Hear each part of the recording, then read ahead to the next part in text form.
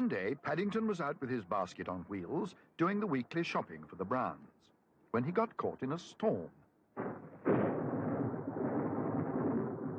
Being the sort of bear who didn't believe in taking chances, he opened his umbrella. And almost at once wished he hadn't.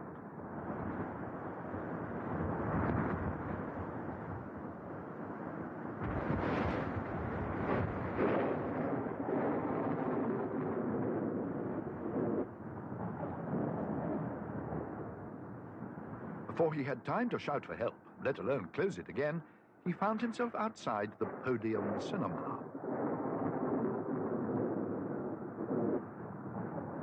There was a film called Singin' in the Rain showing, not to mention a special attraction for 1 week only.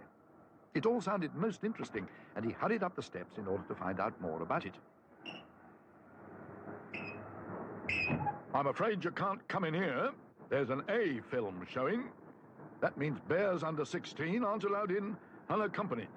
16? But I'm only 7. That's another 9 years. I only want to come in out of the storm. That's as may be, but it's the law. Paddington felt most aggrieved. He took another look at the poster. There were several shorts and a cartoon, not to mention someone called Reginald Clove, who was playing the organ during the intervals. No coming back again wearing long trousers? I've met your sort before. Paddington gave the commissionaire one of his special hard stares, and then turned and went on his way. He'd never been to the cinema before, and in view of the weather, singing in the rain sounded an ideal way of keeping dry. Not that he felt much like singing himself. It was as he drew near to a door marked exit that he heard the sound of music. Really? Where I stand, the sun is shining all over the place.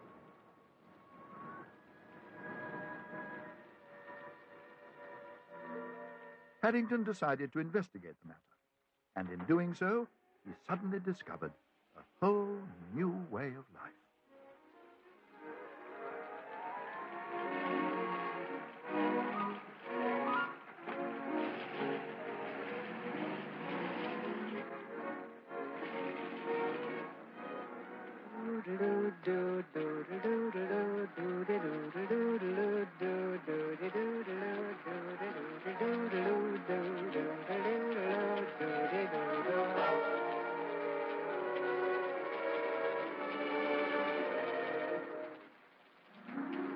I'm singing in the rain, just singing in the rain. What a glorious feeling, I'm happy again. I'm laughing at clouds so dark up above. The sun's in my heart and I'm ready for love. Let the stormy clouds chase everyone from the place. Come on with the rain, I've a smile on my face.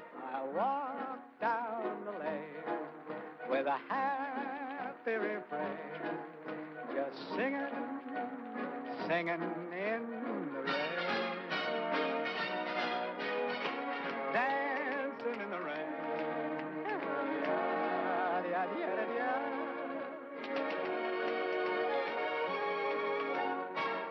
I'm happy again.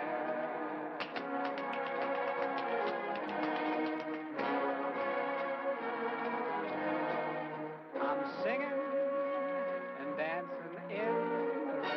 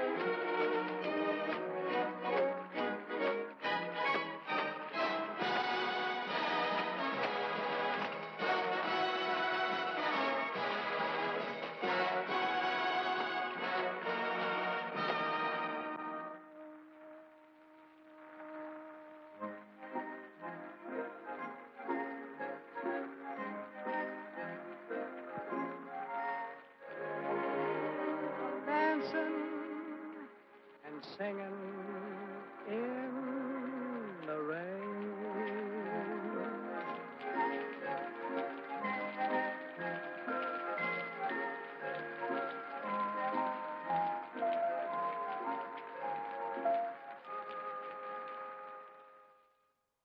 Do you mean to say you've never been to a cinema, Paddington? Never, Mr. Brown, said Paddington firmly, as he helped himself to a marmalade sandwich. They didn't have many cinemas in darkest Peru, and I can't go now unless I'm accompanied. It's a long time since we last went to the cinema, Mary. How about going this evening? Do you think it's wise, Henry? Oh, go on, let's. Please? Do you think it's a good program, Paddington? Oh, it's very good. There's a film about the weather, and a cartoon, and an I beg your pardon film. That means bears under 16 aren't allowed in to see it by themselves. Oh, you mean an A film. That's right, said Paddington. That's what I said.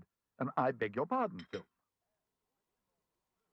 And Reginald Cloves playing the organ. And I think it's very good value, Mr. Brown.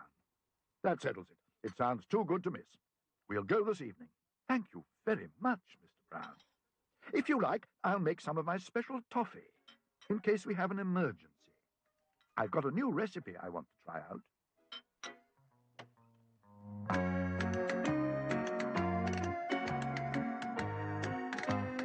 Paddington had been looking forward to making some toffee.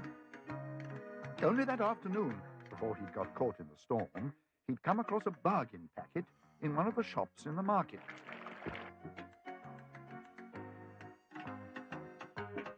He'd gone there in order to buy some nails for Mr. Brown, when he came across a packet labelled Magi Toff. According to the instructions on the side, all you had to do was mix the contents with water and to give it a good stir. In no time at all, it began to set rock hard.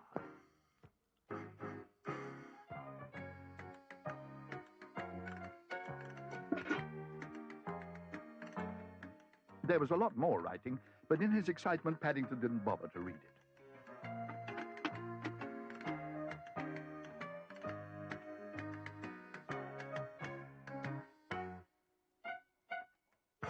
He had enough troubles as it was, trying to get the spoon out of the bucket. It was quite the strongest toffee he'd ever come across, and in the end, he had to break it up into small pieces with Mr. Brown's hammer before he could place it in the special bag that came with it. In fact, he was so worn out by it all, he was too tired to test it, which was most unusual. It was an excited party of Browns who arrived at the podium that evening. And while the others went on ahead to get the tickets, Paddington stopped for a moment to say hello to the commissionaire. "Would you like one of my toffees?" he asked. "They're special homemade ones, untouched by hand. It's all done by paw." Toffees? Thank you very much, sir. Don't mind if I do. Ooh, come back, bear.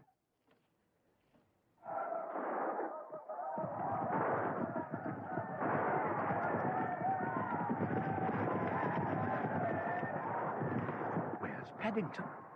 Here I am, Mr. Brown. I went all the way along by mistake. Sit down. It's all dark, exclaimed Paddington, and I can't see. Neither can I. Here, how about taking your hat off? Paddington turned and gave the owner of the voice a hard stare. "Take my hat off," he repeated. "I might lose it. It's been handed down. I brought it all the way from darkest Peru. My uncle gave it to me. You can look through one of the holes if you like." "How about putting the seat down?" suggested Jonathan. Oh, I didn't realize they were folding seats." "Are you enjoying it?" whispered Judy. "I think so," said Paddington. "Thank you very much." Although he was much too polite to say so, he'd been in the cinema for several minutes, and what with one thing and another, he hadn't had time to see a thing. Apart from that, he couldn't find his toffees anywhere, and he was glad he'd brought some marmalade sandwiches, just in case.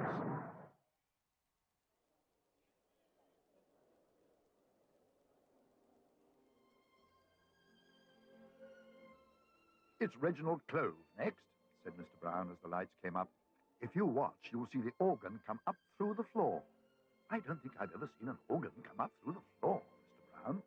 Oh, dear, it doesn't look as if you're going to now. Look, there's a notice on the screen.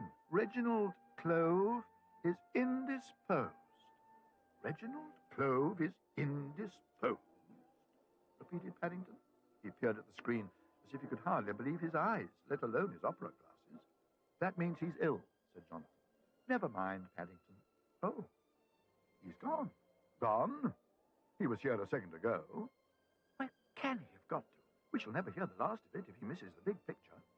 If I know Paddington, said Judy, he's probably got other things on his mind.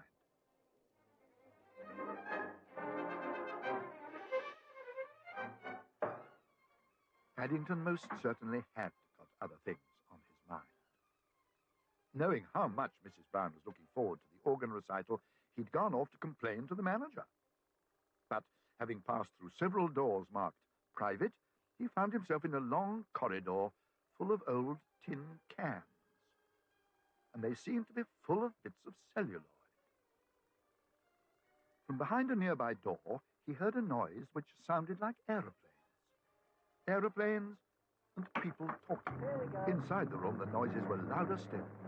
The noises seemed to be coming from somewhere inside a large machine.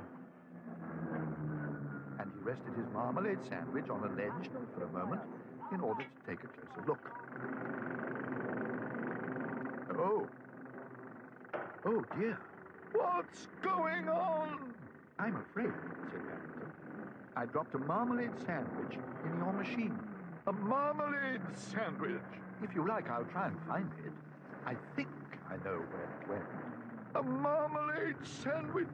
A marmalade sandwich? Paddington, I'd know that hat anywhere. Do something, Henry. I can't. I'm stuck. I think I found Paddington's toffee. He's not the only one by the sound of it, said Judy. I found Paddington's bag. It's not toffee, it's glue.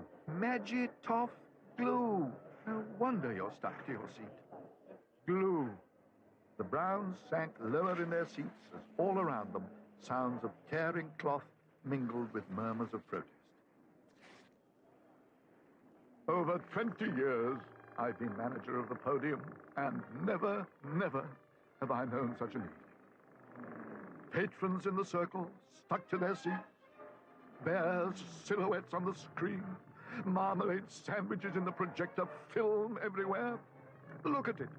I could try putting it back, said Paddington, hopefully. Don't touch it. And as for you, Mr. Clove, the one time when we really need you, you're indisposed. I'm sorry. Play with one hand, I can do. Turn the music at the same time. Impossible. What is it, Bear? Perhaps I could turn the music for Mr. Clove, said Paddington. Bears are good at turning music.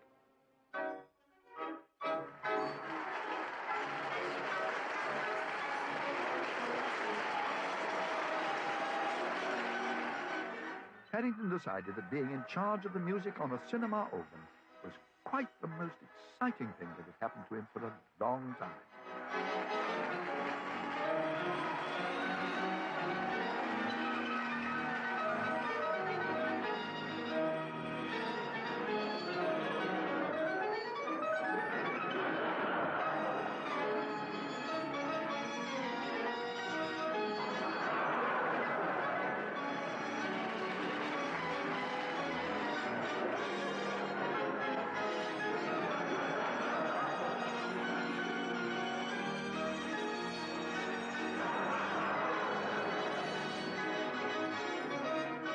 Between them, he and Reginald Clove certainly made the most of it.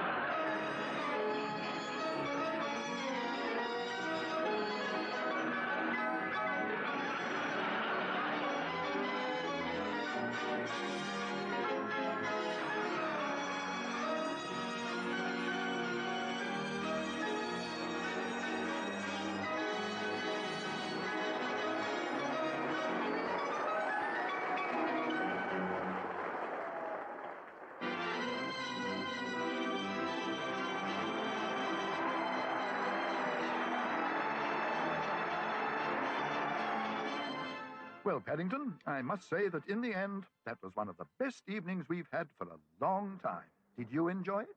Oh, yes, Mr. Brown. Thank you very much. The manager of the podium must have liked it, too. He said you can come back any time you want to, provided you leave your sandwiches at home. And your Magitoff. But some other night, said Mr. Brown hastily. I think we're in for some more rain. Come on, everybody. Coming, Mr. Brown. All in all, Paddington felt it had been one of the nicest evenings he'd had for a long time, and he was anxious to enjoy every last remaining moment of it. I think, he announced to the world in general, I'd like to be a film star when I grow up. Especially one like Mr. Kelly.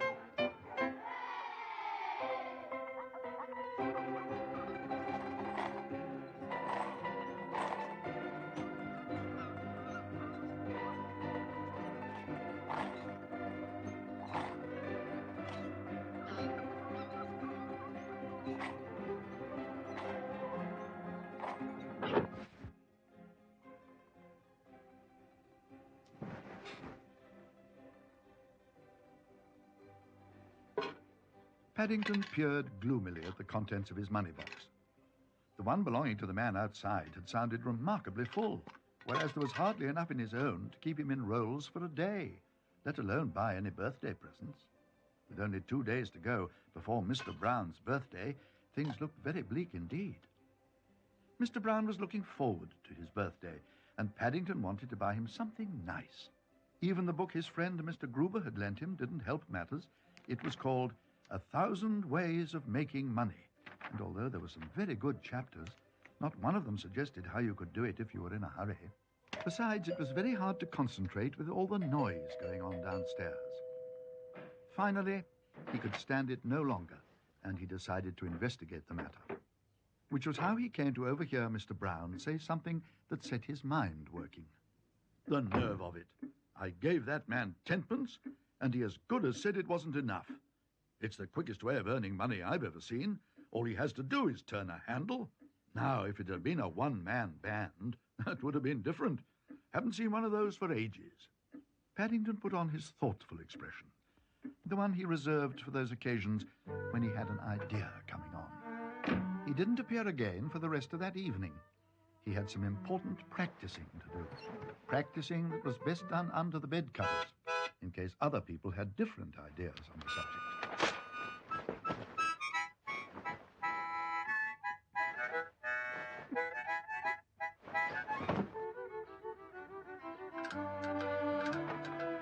The very next day, Paddington set off with high hopes of earning enough money to buy something nice for Mr. Brown. However, it wasn't long before he found that he was barking up the wrong tree.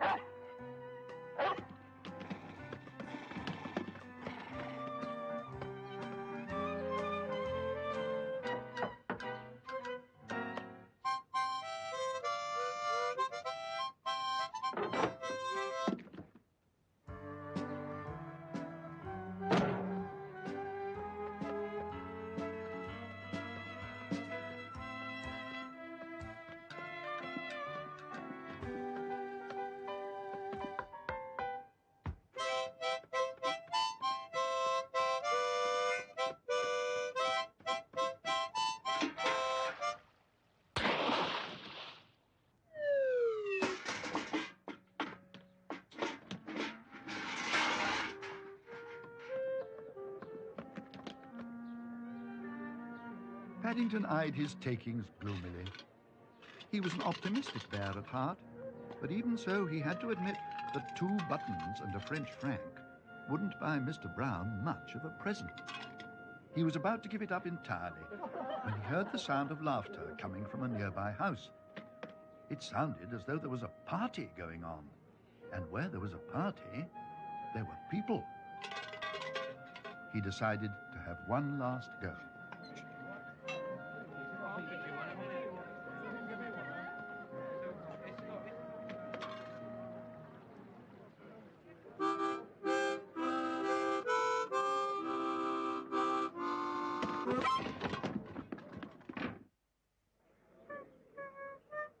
Ah, there you are. At last. I was beginning to think you'd never come. I'm Mrs. Smith-Chomley. The chef's been here for ages, and so have all the guests. We've all been waiting for you. I say, are you all right? It sounds as though you have something wrong with your throat. I do hope you're not getting a cold. The agency told me they were short of waiters, but really... Now, come along. I'm not a waiter. I'm a bear. Ah, there you are. Now, have you done much waiting? Paddington considered the matter for a moment or two. I've done quite a lot this evening, he said truthfully. Oh, dear. I was hoping you'd arrive all nice and fresh. Oh, I had a bath only last week, said Paddington. And Mrs. Bird gave me a going-over with the vacuum cleaner. Well, I'm afraid there isn't time to do anything about it now. Though what the guests will think, I really don't know. Vladimir? My goodness. Organ sich Platzlwitsch. Now, Vladimir, there's no need to be like that. I have some very important guests this evening, and they've been kept waiting quite long enough. They have been waiting. What about me? I, Vladimir, what have cooked for the crowned heads of Europe. Am I to end up like this? Working, wissend, bear? Vladimir, the soup. As you wish. You are the boss, Mitch. Hold out your paw. Not that way. The other way up. My goodness, Blatters. How can I work this way? Paddington made a dive for his suitcase. There was a very good chapter in Mr. Gruber's book on how to be a waiter and what to do in an emergency, including a whole list of jokes to tell when things went wrong. But before he had time to read more than a page or two, he began to feel something warm creeping up his left arm. He didn't have to look far to find the reason. Quick, quick! Make me the servings! Already I'm having troubles mit mein Pastanovich. Paddington didn't know about Vladimir's Pastanovich, nor did he greatly care. He had enough problems of his own. He had never seen so many plates of soup at one time, and he hardly dared breathe, let alone say anything.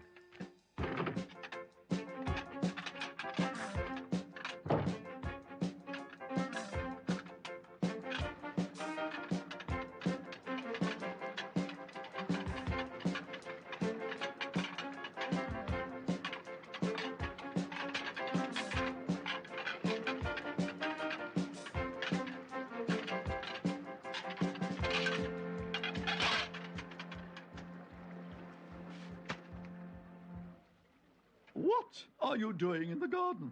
I'm afraid, said Paddington, I got locked out. I must have taken the wrong turn by mistake. Oh, Daphne, fancy having the soup served by a bear in a duffel coat, and from the garden, too. Whatever gave you the idea?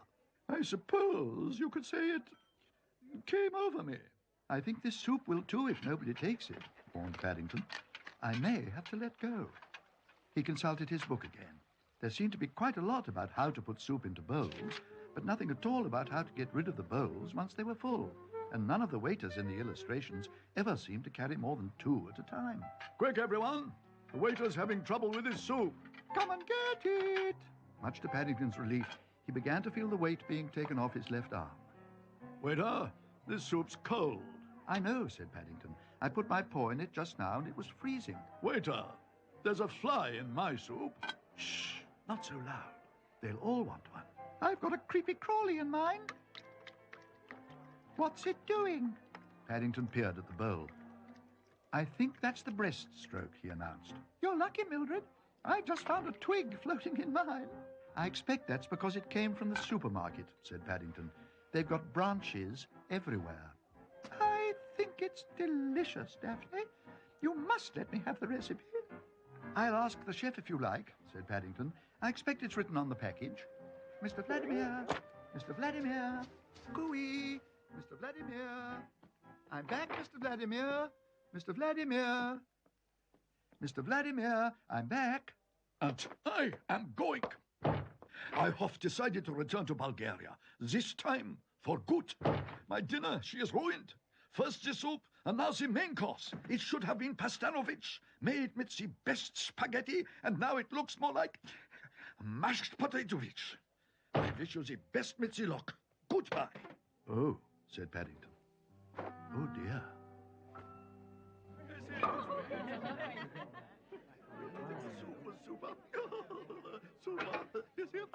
Oh, good. Here's that comedian again. Know any good potato jokes? I could do with another good laugh. I don't think you'll feel much like laughing after you've eaten this, said Paddington. Anyway, it's not potato. It's called spagpot. It looks like mashed potato, but it's made of spaghetti. Do you serve snails? Paddington consulted his book. We serve anyone, he exclaimed. What are you doing now? Asked Mrs. Smith Chomley anxiously. I'm looking for the end, said Paddington. But spaghetti has lots of ends. I don't think this lot has, said Paddington. Oh, dear, I think I found a knot. Splendid, splendid. Know any more tricks? Paddington's eyes gleamed. He picked up his book and opened it at a carefully marked page. It was headed, Tricks to Do in an Emergency. And it seemed an ideal moment to try one of them out. There's a very good one here, he announced. I haven't actually tried doing it before, but what's it called? Paddington consulted his book again. It's called The Pulling a Tablecloth Away from the Table While Leaving All the Valuable Dishes Unbroken trick. Oh, dear. Haven't you got something like pulling a rabbit out of a hat? Or... Don't worry, Mrs. Chomley. There's a picture of someone doing it in the instructions. It looks very easy. All you do is take hold of the tablecloth with both paws and give it a sharp tug, like so.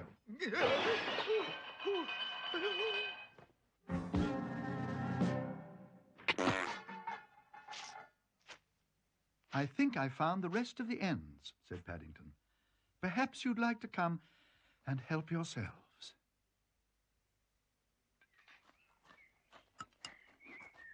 Paddington didn't sleep very well that night, and when he arrived down for breakfast the next morning, he half expected to find Mrs. Smith Chomley waiting for him.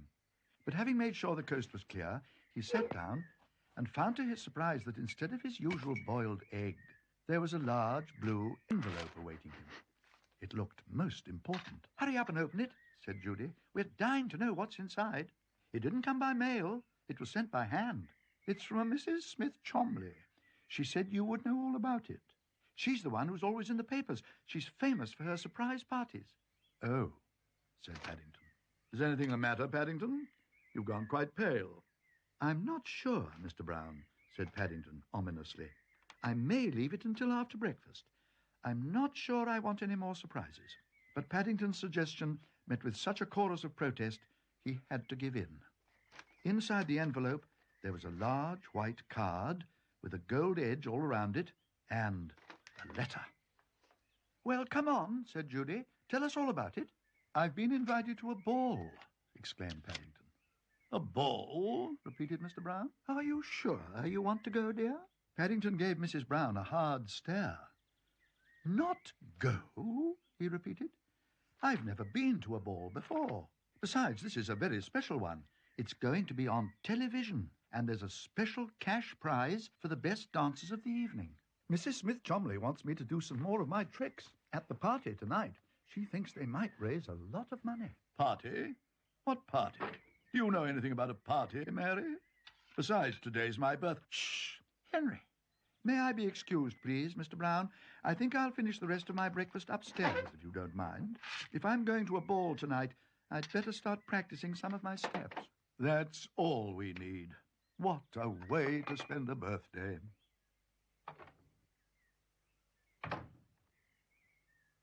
Paddington consulted some instructions in Mr. Gruber's book. There were lots of pictures comparing the various dance steps with the hands on a clock. But no sooner had he got his feet pointing towards 4:15 than it was time to change them to 7:05. It was all very confusing. He was glad he was using a pillow for a partner. It saved him from the worst of the bumps.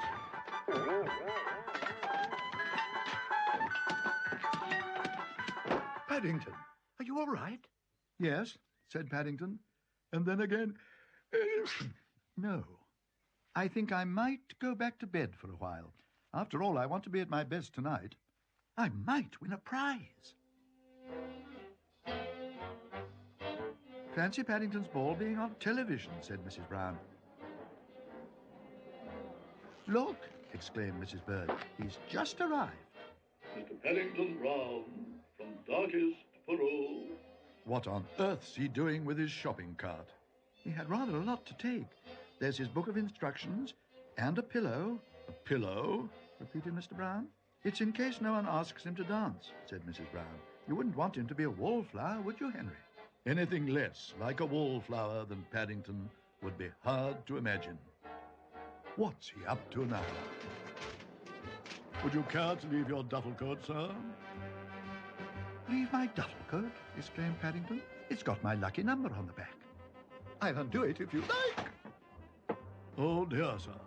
What have we done? We haven't done anything, said Paddington, looking most upset. I'm having trouble with Mr. Brown's shirt. My best shirt, exclaimed Mr. Brown. Now where's he gone? Mrs. Brown needn't have worried. Paddington and the cameras seemed to have a fatal fascination for each other. Several times he appeared, raising his hat to the viewers at home. And once they caught a glimpse of him sitting on his suitcase, eating a marmalade sandwich. If you ask me, he's working up to something, said Mrs. Bird. I know the signs. Good evening, ladies and gentlemen. Welcome to the Forum Ballroom. I'm Seymour Ward, your host for the evening. And for the viewers at home, may I introduce our judges, Norman and Hilda Castle, and Miss Iris Grangemouth and her partner Alonzo. Miss Grangemouth is wearing a dress which is adorned with over 10,000 sequins. Our orchestra tonight is under the baton of Alf Wiedersehen.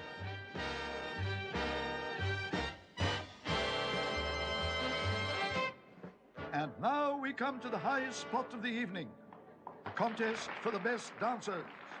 Ladies and gentlemen, take your partners, please. The most points so far is 64. Can anyone beat that? Take it away, Al. Look, there's Paddington. I wonder where he's off to now, exclaimed Judy. Isn't that Mrs. Smith Chomley? Asked Mrs. Brown. Don't tell me he's going to ask her for a dance. There's nothing like jumping in at the deep end. Bears often do, said Mrs. Bird. Jumping's right. Look at them. The Browns stared at their screen in amazement. It was almost as if Paddington and Mrs. Smith Chomley had received a sudden charge of electricity. I must say this is the most spectacular display of dancing I've seen for a long time. The joint is really jumping tonight. All the other dancers have stopped to watch. Alf Wiedersehen is beside himself.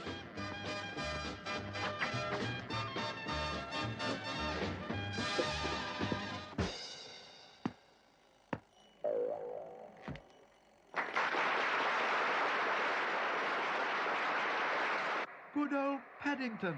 Who would have believed it? I wonder what the judges will say. Maximum points, 4 10s. That makes 40 points. Wherever did you learn to dance like that? I didn't exactly learn, said Paddington. I was having trouble with my alarm clock. Your alarm clock? I'm afraid I don't understand. It was tickling me. I think it must have gone off by mistake. I usually set it for 8:30 in case I'm late for breakfast. And now, ladies and gentlemen, for a complete change of mood, all the grace and style of the waltz, leading into the excitement of the rumba. Alf!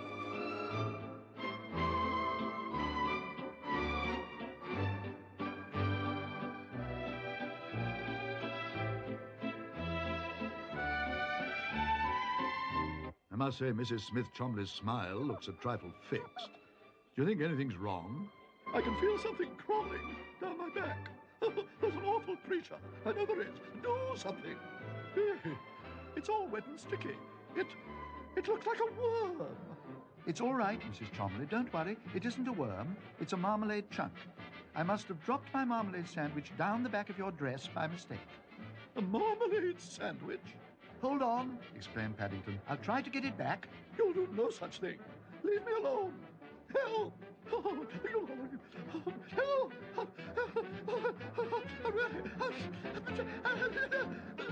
These two really do move as one, but don't forget, they need 25 points for a win.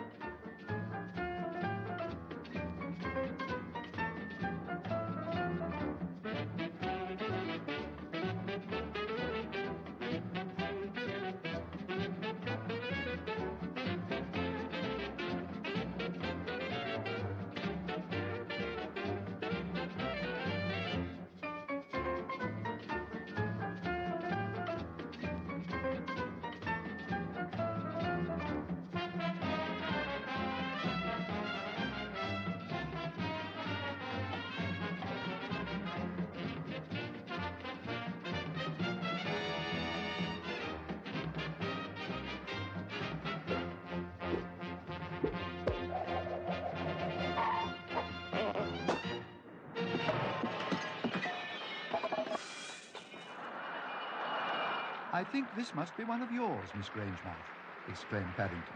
A smashing finale. I can't see what their score is. Oh, yes, 25 points. Ladies and gentlemen, the winners. And now, as well as this magnificent cup, I have pleasure in presenting to Mrs. Smith-Chomley and Mr. Paddington Brown from darkest Peru a cash prize of £25 each. Congratulations. Thank you, Mr. Wood. May I ask, what are you going to do with the money? I shall use it to give Mr. Brown a birthday surprise. Wonderful. Perhaps we could have a chorus of happy birthday in Mr. Brown's honor? Just a moment, please, Mr. Wiedersehen. I've got an even better idea. Fancy Paddington remembering my birthday after all, said Mr. Brown. I was beginning to think he'd forgotten about it. That would be most unlike him. I wonder what he'll do. It's too late to buy anything. All the shops will be closed. We shall all have to wait and see. Bears are good at surprises. Knowing Paddington, he's bound to think of something unusual.